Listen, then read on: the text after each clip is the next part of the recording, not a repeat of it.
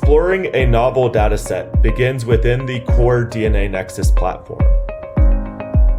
Within the platform, I find my dataset record, I select it, and select the Info button.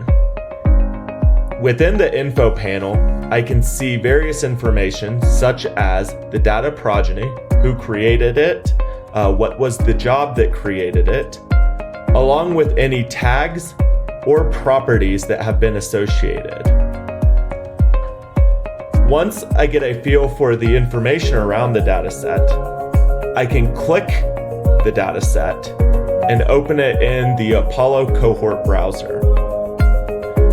Once the dataset loads, I can see that the dataset contains 100 patients, the patients being the focus of this dataset, and I can see that there is a genomic component along with my clinical component.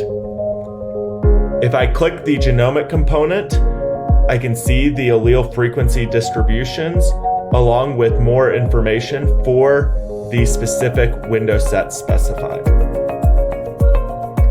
To understand what clinical fields are available, I can click the Add Tile button and open the Field Explorer. Here, the data is organized based off of its ontological structure, and in this case, we can see that we have 6 different categories.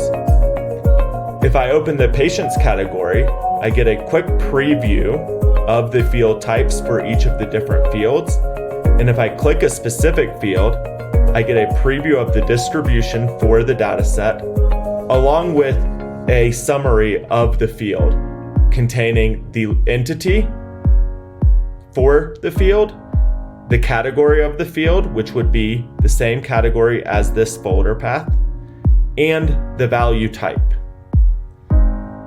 For certain fields, such as ICD-10 code, where I may have additional information in an external system, we can see additional metadata that links to that external system.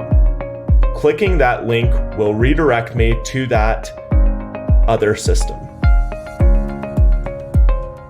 Once I understand what are the various attributes and the various categorizations available to me as part of this dataset, how certain numerical values are measured, I can begin adding them as tiles within the Cohort browser, adding cohort definitions, and begin my data analysis journey.